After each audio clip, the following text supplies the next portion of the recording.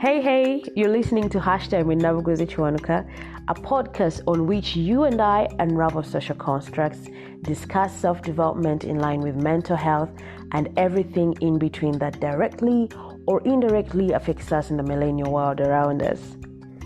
I am your host, Nabuguzi Kiwanuka, a lawyer, founder / team lead of Equate Foundation, a lover of conversations, and a professional unraveler of social constructs. My goal on this podcast is to create a platform on which you and I get to have pertinent conversations society is silent about.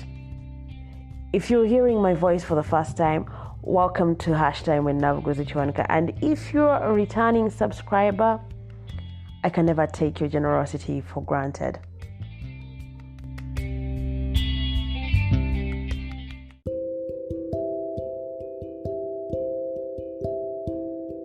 Now, imagine that you were introduced to death as a toddler. And as a teenager, your first trial at friendships crushes your emotional health so bad that a doctor has to prescribe medication so that you can do life normally. And as an adult, your spiritual life crashes when you find that the church leaders that you fought to protect from any form of scrutiny, which you imagined as an attack, aren't as holy as you imagined them to be.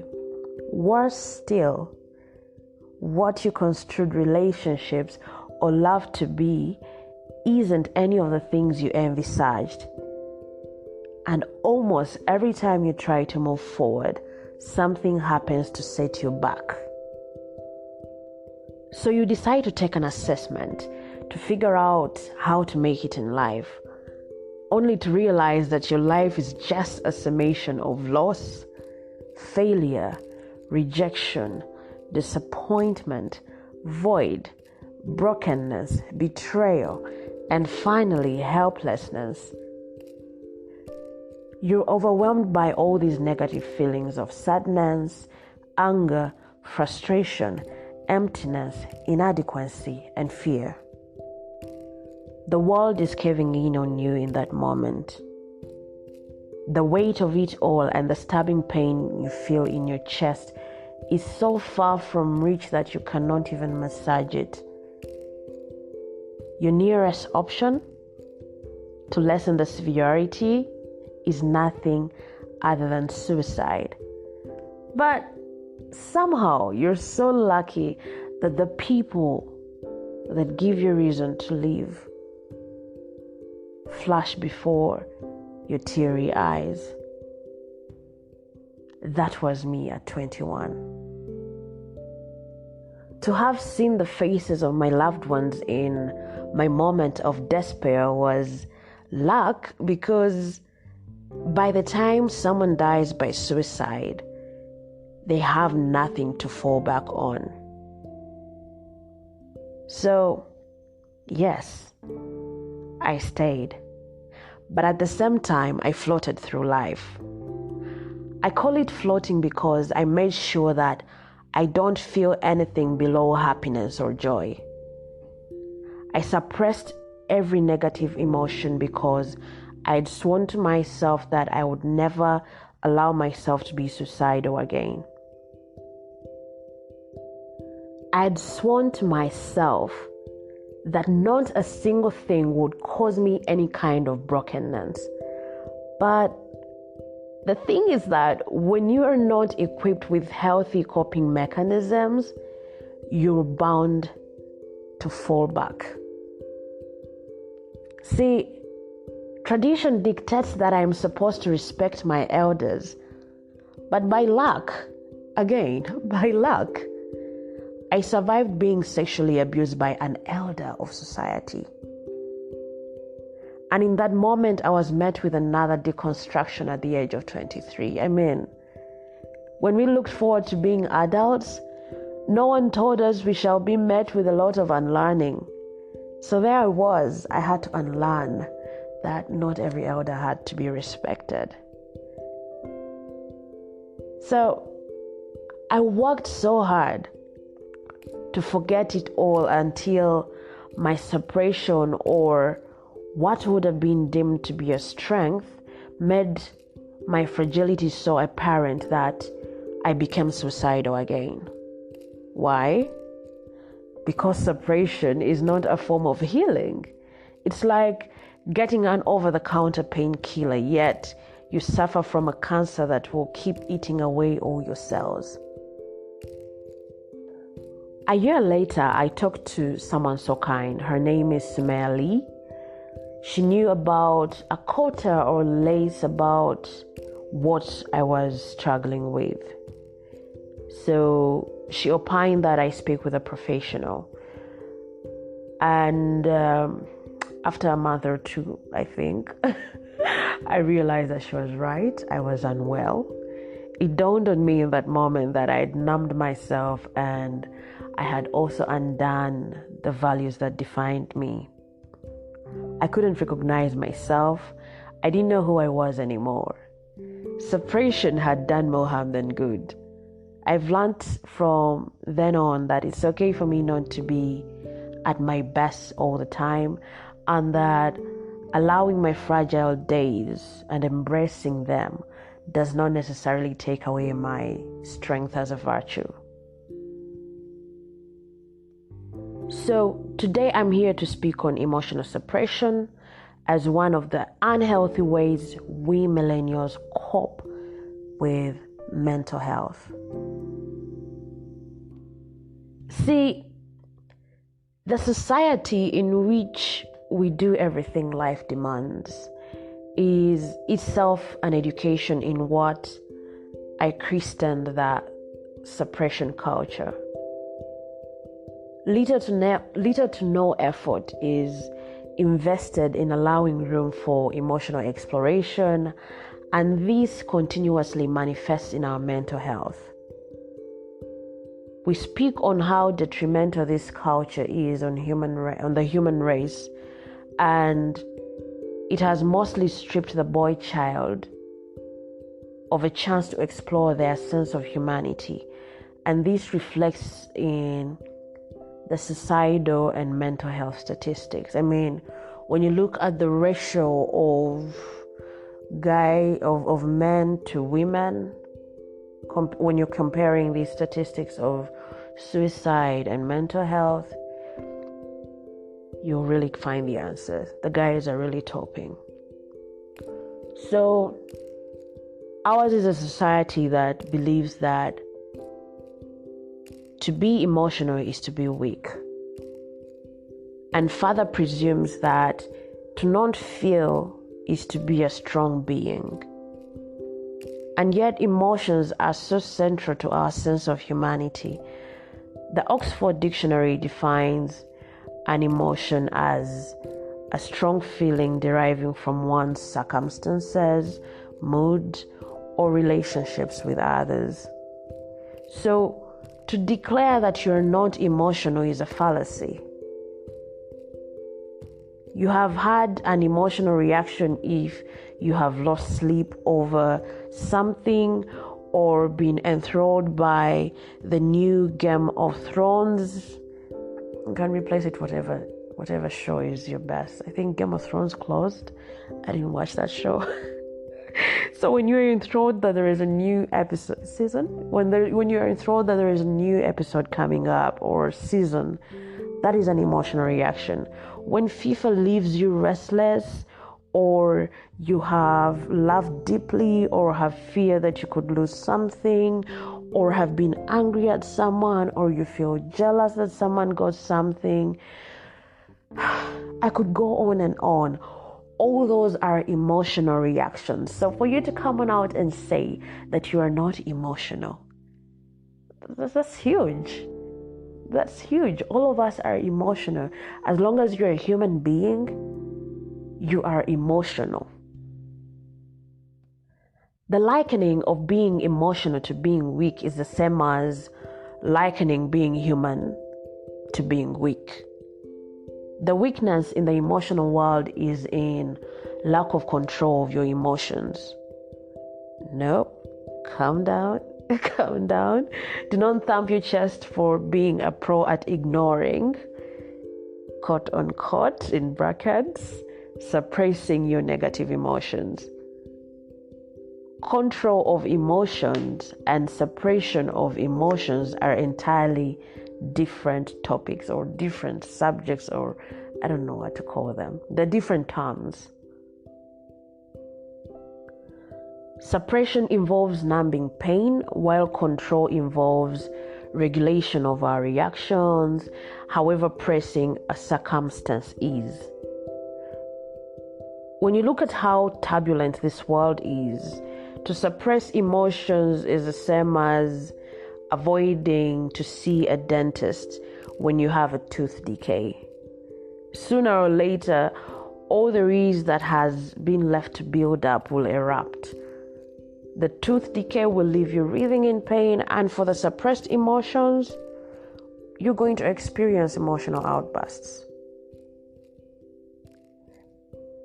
The days before the sudden shift in our daily routines, it was easy to suppress or rather keep running away from the reality of our emotions because we had a variety of distractions ranging from the 8 to 5 work routines to the Friday night parties, etc. So the universe suddenly threw us to ourselves, placing a mirror in front of us and forcing us to look at and examine ourselves for the very first time. The whole world came to an acknowledgement that emotional and mental well-being had to be prioritized more than anything else. Last year forced us to face the deepest of truths that we constantly denied. The crevices of our lives that we seemed to be unaware of or failed to fix in time continued to lay bare and slowly broadened into the deepest of rifts that we could no longer fix. A mirror reflection of the common adage, a stitch in time saves 9. The days of the lockdown went from 7 to more than 90, and many of us succumbed to erratic emotional outbursts or even watched our loved ones do the same. And this culminated into a spike of mental illnesses like anxiety and depression. Our approach of suppression has thus caused more harm than resolve. But the question is, can we come out of this pit? Of course. We can master the control of our emotions as a way of battening our mental health. Acquiring knowledge on emotional intelligence and the practice of the same is a necessity for this pursuit of wellness to be successful. For the people that don't have not really addressed their minds to emotional intelligence or EI or emotional quotient or EQ, we're going to have a small masterclass. Yes, we're going to have a small masterclass to understand what it really is and how it's going to how it can be helpful to improving our mental health. Briefly, what emotional intelligence is, it is a quality that enables us to confront with patience, insight, and imagination the many problems that we face in our affective relationships with ourselves and with other people. So, how does emotional intelligence impact our mental health? Self-awareness is the very first component of emotional intelligence that we are going to address, and that is the capacity of individuals to do self-reflection and monitor themselves. When we are self-reflective, we are aware of what we are feeling, we're experiencing while doing something. Self-awareness is a term known to us all, and yet the hardest things to explore because we have been conditioned to fit into identities society places on our heads, right from tribe to religion to gender, etc. When we are self-aware, we are able to assess our emotions and understand the impact they can have on ourselves and the people around us. This alone can can provide someone with mental health issues to appreciate their current condition, the current position, and may also help them to mitigate crises. Within the mental health spaces, it is believed that at the lower levels, if one can become self-aware of one's emotions, it may allow recognition of issues or symptoms at a much earlier stage. So, for example, if I identify that a disorganized room leaves me feeling anxious, stressed, or even depressed, the best way I can prevent my mental health from being affected is by keeping my room clean. Another way self-awareness boosts our well-being is that one can identify in which areas one performs best, and that can be a stepping stone for one's self-confidence. So the practice of self-awareness may include, but not limited to, these two factors.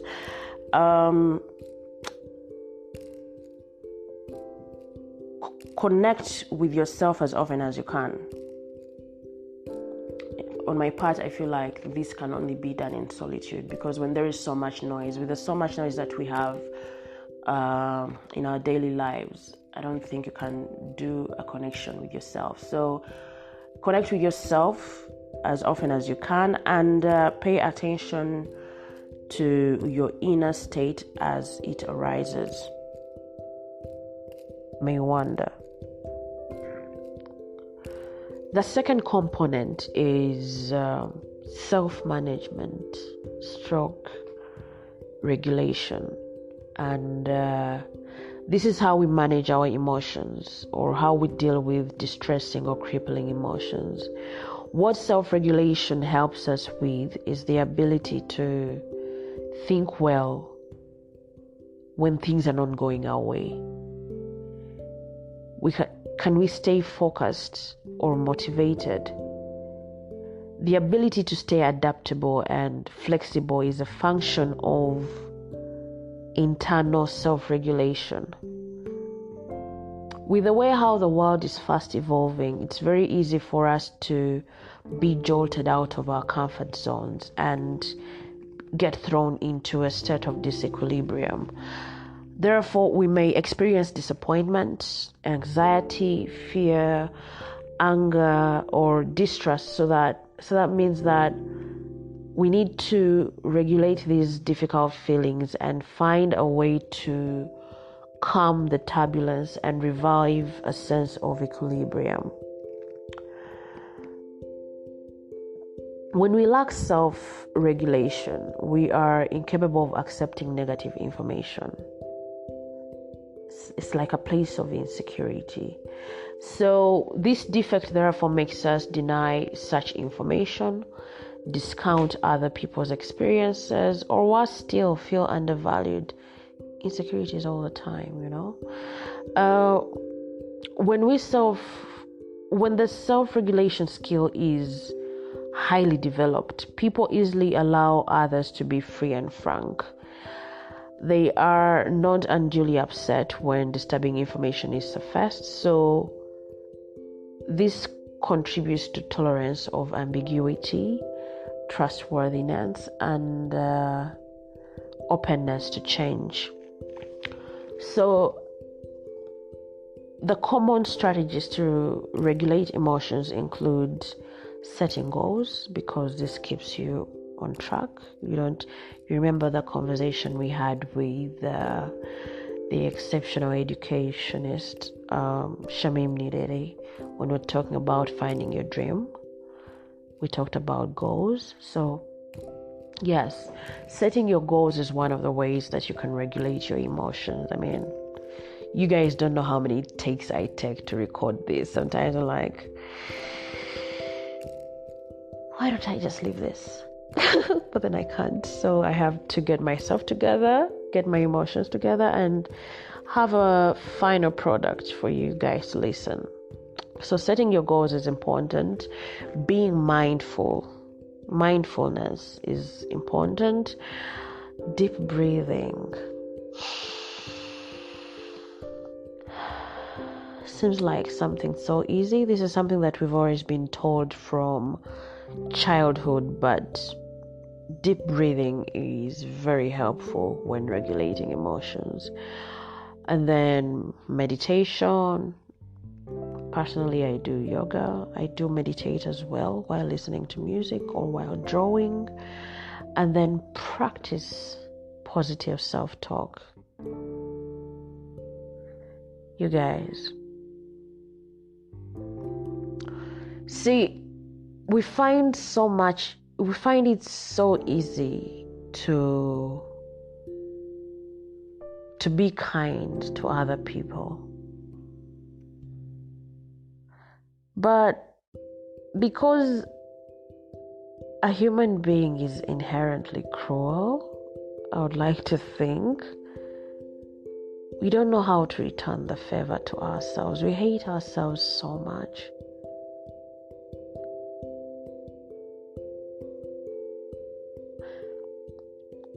But I hope you get to start practicing positive self-talk. The way how we look forward to being kind to other people, I implore you to be kind to yourself.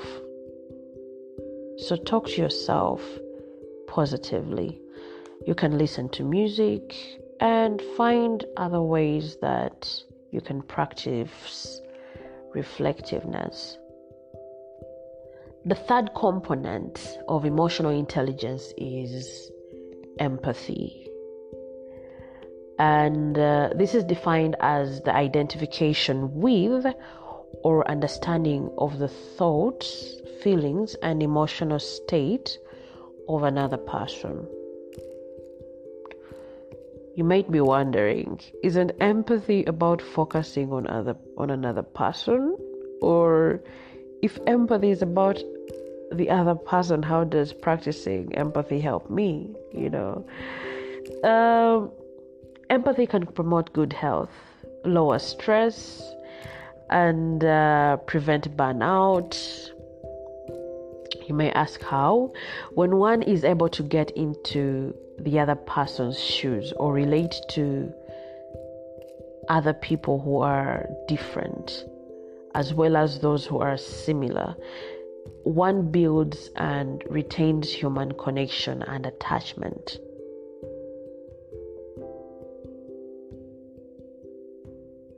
I'm taking a moment of silence intentionally.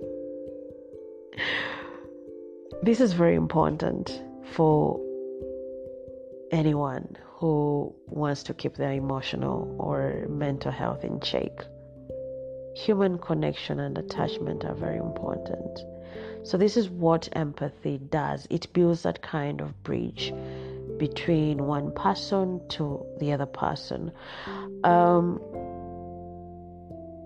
Elizabeth Siegel once highlighted that empathy connects you to other people in deep and meaningful ways. While it may be centered on figuring out what is going on in the other person, in that process you nurture the important human need for connection and attachment. Empathy is the way that we feel understood and reciprocate those feelings. Things like "I hear you" mean something important is being exchanged between two people, and that gives a sense of connection, and being connected to others is good for our well-being, mentally and emotionally. The best practice of increasing empathy is by listening without the constant need to judge or evaluate. Many of us get mistaken that whenever someone comes to us with a problem, we are supposed to solve it. Many a times we can just sit back and listen, which is hard. I think it's hard for some people, especially me, I think. But you and I can practice that. We can sit back and listen. For the Christians, you guys, stop the toxic positivity, man. When someone comes to you with a problem, talking about how they are suffering or struggling with something, don't start throwing scriptures at them. Don't do it. Just listen. Sit back and listen. Don't judge. Don't evaluate. Most times, someone just wants to vent to someone. They're not really looking for a solution. They just want to vent and let these, emotions keep in motion, so that they don't let things build up inside of them. So just let them. I hope that we get to learn how to just sit back and listen to people talk to us. The fourth component is social skills, also called people skills or interpersonal or soft skills. They are used to communicate with others. They capture the proficiency in managing relationships and build networks. This gives us a sense of belonging and an ability to find common ground and also build rapport.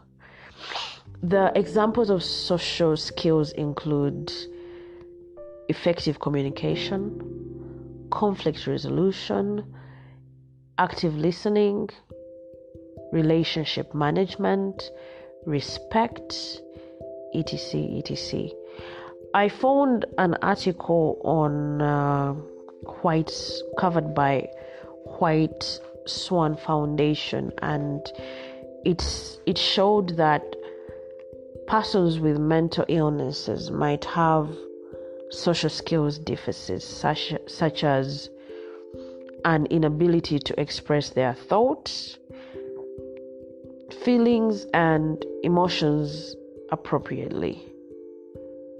Such deficits in social skills is in some persons with mental illness, although not all, could arise either as part of the illness or because the early onset of the illness may have restricted their opportunities to learn new social skills or use the skills that they have learned. Sometimes symptoms of the mental illness, such as anxiety, may interfere with the utilization of the skill. So, how do we improve our social skills? The very first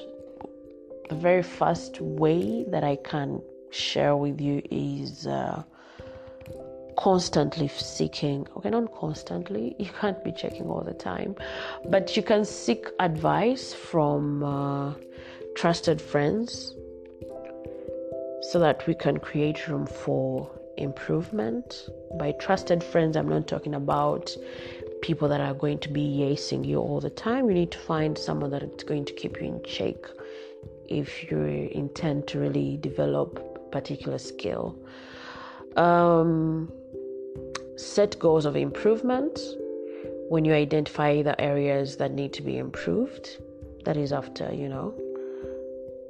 an assessment or being given feedback. So you set a goal to improve those areas of weakness. Then find resources. Self-help books, podcasts are there. I mean, this podcast is here. Self-help books, articles as well, videos on YouTube. These things are there. You can figure out a way of improving yourself. The content is there on the internet. Stop using internet for useless things. What is porn going to do for you? And again, don't kill me. But for real, what is porn going to do for you? You can do better. You can help yourself and be a better person. Porn doesn't make you up, honestly. So you can also practice whatever you have learned. My goodness, it's quite been a marathon. So when we open up ourselves to the idea of practicing emotional intelligence, or better yet, educate ourselves and the generation yet to come about it, we give ourselves multiple chances to be better persons mentally, financially, and socially. You guys, with all this stuff that I've been talking about, I don't want you to replace them with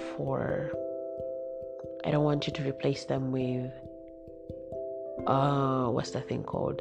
I don't want you to replace them with professional help. You need to seek professional help if you're in a crisis. If you realize that you're not okay mentally or emotionally, you need to seek help. Talk to any professional. These people are there to help. If you need a professional's contact, do reach me, or we can talk and figure out a way how we can get in touch with someone that might help.